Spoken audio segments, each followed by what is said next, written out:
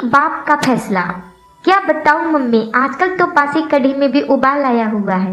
जब से पापा जी रिटायर हुए हैं, दोनों लोग फिल्मी हीरो हीरोइन की तरह दिन भर अपने बगीचे में झूला पर बिराजमान रहते हैं। न अपने बालों की सफेदी का लिहाज है और न बेटी बहू का। इस रूम में दोनों मेरी और नबीन की बराबरी करते हैं। ठीक है माँ, मैं आपसे बाद में बात करती हूँ। शायद सासू माँ आ रही हैं। सासू माँ ने बहू की बातें कमरे के बाहर सुन ली थी, पर नजरअंदाज करते हुए खामोशी से चाय सोनम को दे दी। सासू माँ बहू सोनम को चाय देने के पश्चात पतिदेव अशोक जी के लिए चाय ले जाने गई। ऐसा देखकर बहू सोनम के चेहरे पर मुस्कान तैर गई, पर सासू माँ समझदारी दिखाते हुए बहू को इस नाजायज हरकत को नजरअंदाज करते हुए सिर झुकाए वहां से निकल गई। पति के रिटायर होने के बाद कुछ दिन से उनकी यही दिनचर्या हो गई थी। आजकल सासू माँ प्रभा जी अपने पति देव अशोक जी को उनकी इच्छा अनुसार अच्छे से तैयार होकर अपने घर के सबसे खूबसूरत हिस्से में अपने पति देव के साथ झूले में बैठकर उनको कंपनी देती थी।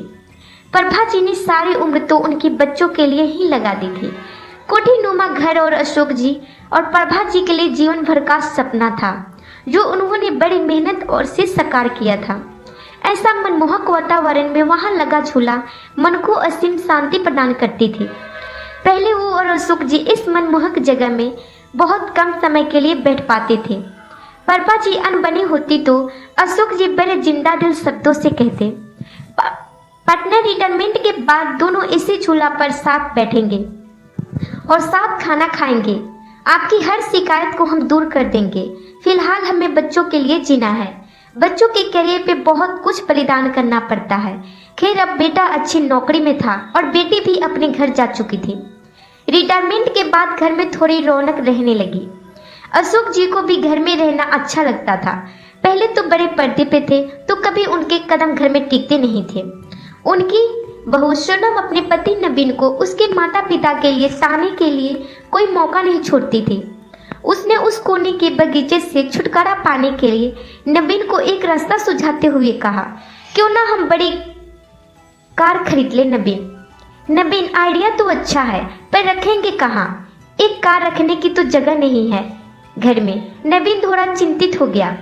पत्नी बोली, जगह तो है ना, वो गार्डन तुम्हारा जहां आजकल दोनों लव बर्ड्स बैठते हैं। सोनम ऊंचे स्वर में बोली।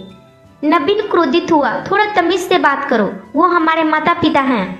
लेकिन फिर भी सोनम ने अपने पति को पापा जी से बात करने को मना लिया। अगले दिन नबीन कुछ कार की तस्वीरों के साथ शाम को अपने पिता के पास गया और बोला, पापा मैं सोनम एक बड़ी गाड़ी खरीदना चाहते हैं। पर बेटा, एक बड़ी गाड़ी तो घर में पहले ही है, फिर उस नई गाड़ी को हम रखेंगे कहाँ? अशोक जी ने प्रश्न किया। ये जो बगीचा है यहीं गैरेज बनवा लेंगे। वैसे भी सोनम से तो इसकी देखभाल होने से रही नहीं, और मम्मी भी कब तक देखभाल करेगी? इन पेड़ों को कटवाना ही ठीक रहेगा। वैसे भी ये सब जड़ें मजबूत कर घर की दीवारों को कमजोर कर रहे हैं। यह सुनकर प्रभा जी तो वहीं कुर्सी पर सीना पकड़कर बैठ गई। अशोक जी ने क्रोध को काबू में करते हुए कहा, मुझे तुम्हारी माँ से इस बारे में बात करना होगा, थोड़ा सोचने का मौका दो मुझे।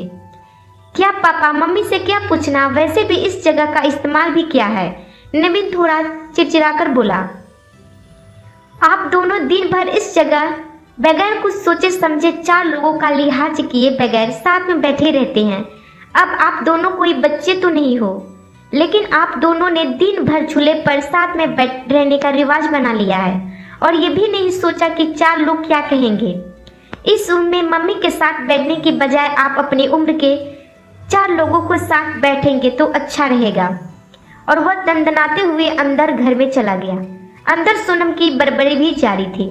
अशोक जी कड़वी सच्चाई का एहसास कर रहे थे, पर आज की बात से तो उनके साथ प्रभा जी भी सन्न रह गई।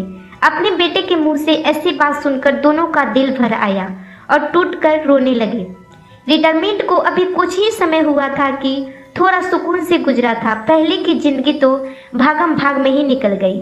बच्चों के लिए सुख साधनों जुटान में अशोक जी आज पूरी रात उत्पान में लगे रहे।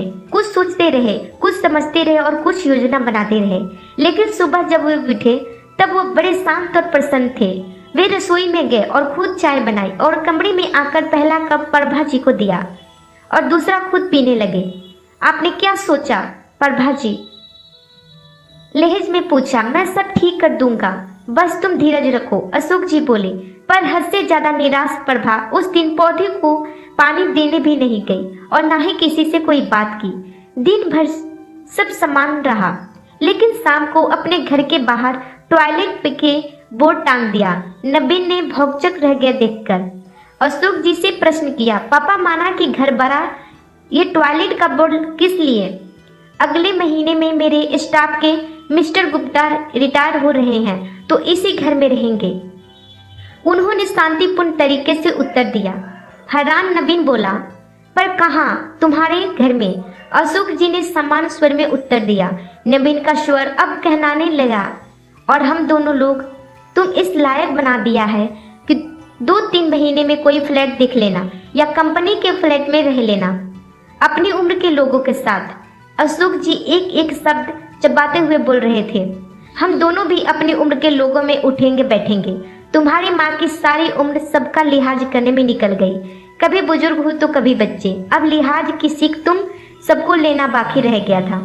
पापा मेरा वो मतलब नहीं था, नवीन सिर झुकाकर बोला।